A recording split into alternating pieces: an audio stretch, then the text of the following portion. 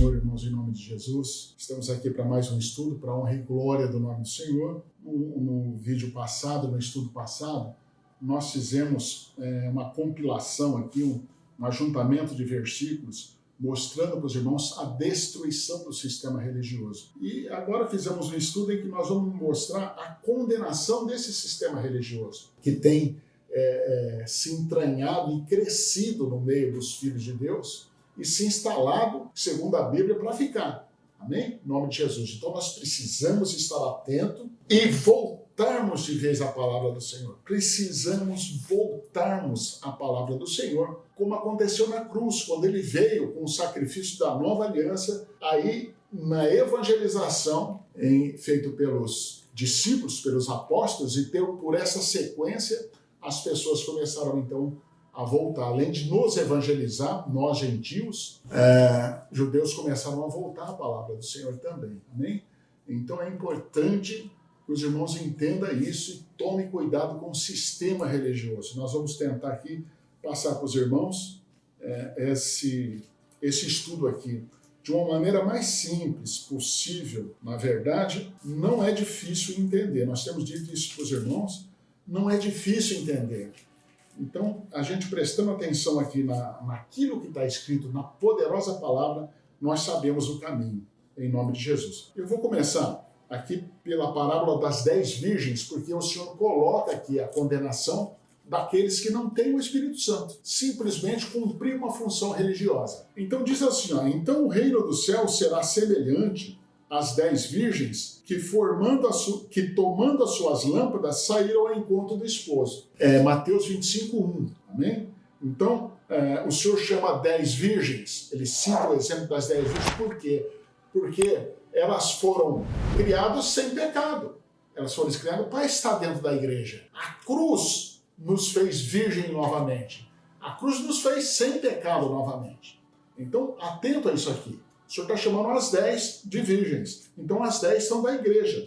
Mas o versículo 2 diz assim, 5 delas eram prudentes e 5 eram loucas. E o Senhor chama de louco aquele que não se interessa pelo evangelho. Finge que se interessa. Que nem no tempo quando ele estava aqui. As loucas, tomando suas lâmpadas, não levaram azeite contigo. Não tinha preparo, não tinha o Espírito Santo. Mas as prudentes levaram azeite em suas vasilhas com as suas lâmpadas. Tardando o esposo, tosquenejaram todas e adormeceram. Veja só, as 10 virgens adormeceram. Não foram só as loucas. Toda a igreja adormeceu. Aqui, se os irmãos forem para Apocalipse, existem 7 igrejas. 2 igrejas são perfeitas, que é a 2ª, Esmirna, e a 6ª, Filadélfia. As outras 5 estão aqui, são 10 virgens. São 10 virgens, metade da igreja. São 5 igrejas com os 10 virgens. O Senhor está apontando para a salvação da metade e condenação da metade. E quem vai acordar que elas estavam dormindo são as 2 igrejas, que é Esmirna e Filadélfia, que representam as 2 testemunhas dos fins dos tempos, está lá em Apocalipse 11, em nome de Jesus. Diz o versículo 5, tardando o esposo, tosquenejaram e adormeceram, mas à meia-noite houve-se um clamor. Aí vem o esposo, sai-lhe ao encontro. À meia-noite nós vimos lá no 6º cálice da ira do Senhor que ele diz que ele vem como um ladrão. Então ele vem à noite, está apontando para a escuridão desse tempo aqui. Mas todas aquelas virgens se levantaram e prepararam suas lâmpadas. Mas as loucas disseram às prudentes, dai-nos do vosso azeite, porque as nossas lâmpadas se apagam. Não tinha o Espírito Santo. Glória a Deus, irmãos, em nome de Jesus. Mas as prudentes responderam, dizendo, não seja caso que nos falte a nós e a vós, ide aos que vendem e comprai para vós. O que elas tinham no coração, irmãos, presta atenção que isso é profundo isso aqui. O que elas tinham no coração era o entendimento de comprar a bênção, como tem igrejas vendendo as bênçãos. As igrejas não colocam no coração das pessoas o Senhor. Elas colocam a ideia de comprar para poder se salvar. Então estão sempre comprando bênção. Então vai lá e compra dos que vendem. Quando o entendimento é a palavra, somente a palavra, há uma libertação de todas as coisas. O Senhor dá acesso direto a nós. Não precisamos comprar nada de ninguém. Nós precisamos entender o que o Senhor está falando conosco de uma forma simples. Amém? Tendo ido elas comprá-lo, chegou o esposo e as que estavam preparadas entraram com ele para as bodas e fechou a porta.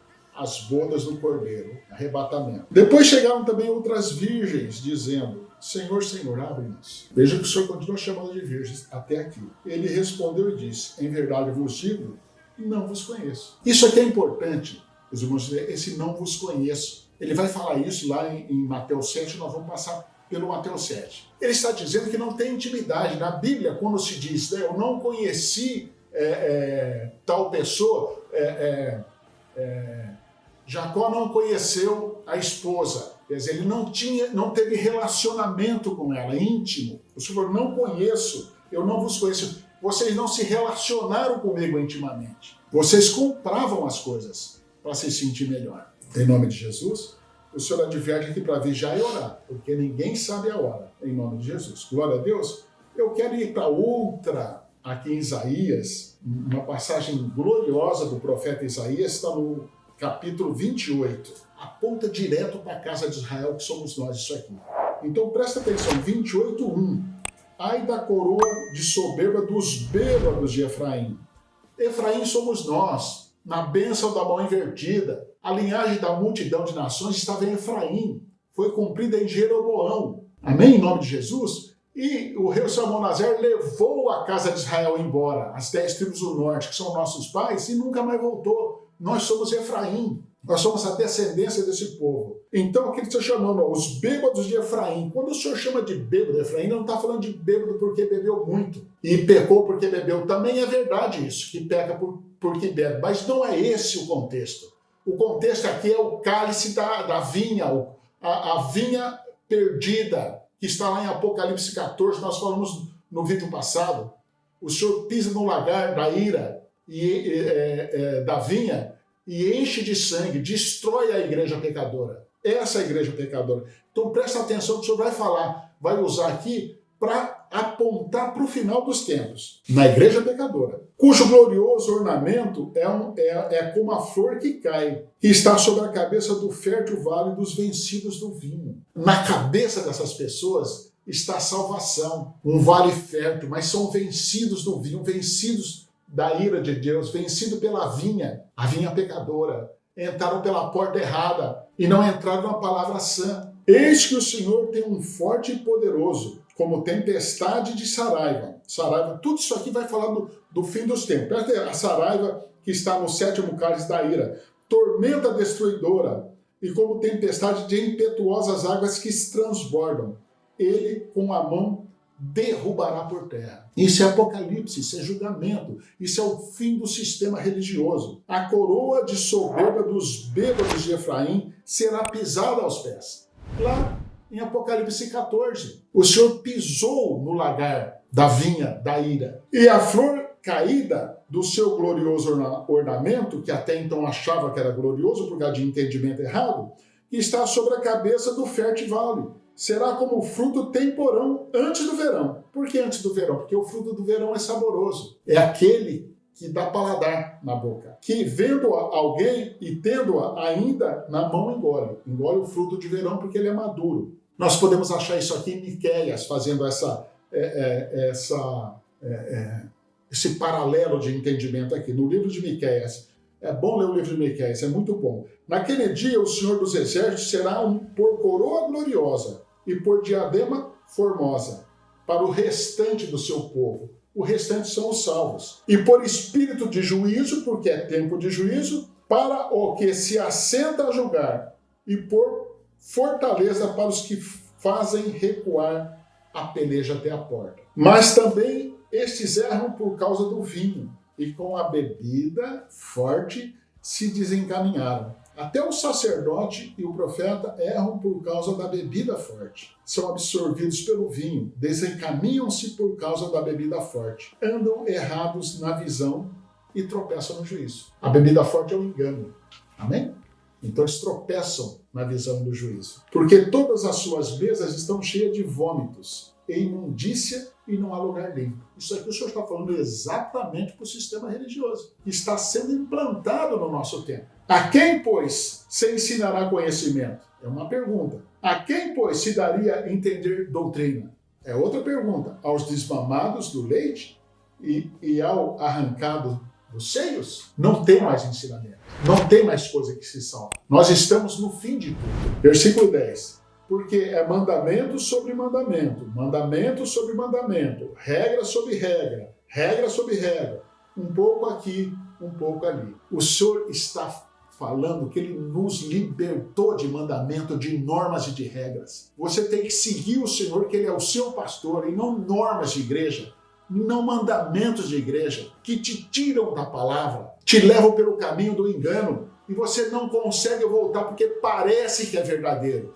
Mas se você vier para a palavra e ler ela, você vai entender que não é. Provérbios diz, há muitos caminhos do homem que parecem caminhos de vida, mas o final são caminhos de morte. Então, irmãos, nós precisamos entender isso urgente, saber dessas coisas em nome de Jesus, urgente. Glória a Deus. Vamos aqui, para a honra e glória do nome do Senhor, em Mateus 7, que eu disse para os irmãos que passaria aqui para fazer um paralelo com a Virgem de Mateus 25. Então, aqui em Mateus 7, o versículo 21, diz assim: nem todo que me diz Senhor, Senhor, entrará no reino dos céus, mas aquele que faz a vontade do meu Pai que está no céu. Qual que é a vontade do Pai que Jesus falou? A palavra dele. Essa é a vontade do Pai. Se você não fizer a vontade do Pai, você não entra no reino dos céus. Amém? Muitos me dirão naquele dia, Senhor, Senhor, não profetizamos nós em teu nome? E em teu nome não expulsamos demônios? E em teu nome não fizemos muitos milagres?